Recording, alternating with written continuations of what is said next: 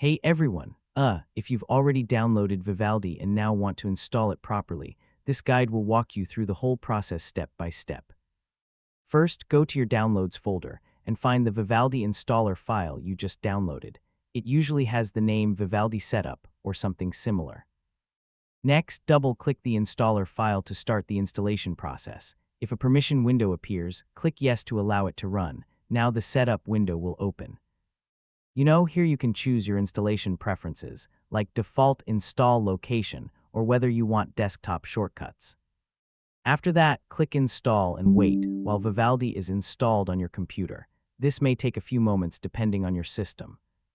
So once the installation is complete, click Finish to close the setup window. Finally, open Vivaldi Browser from your desktop or Start menu. The first time setup page will appear, and you can customize themes, layout, and basic settings. And that's it. Yeah, you've successfully installed Vivaldi Browser. Now you're ready to start browsing with a faster and more customizable experience. Thanks for watching, and I'll see you in the next tutorial.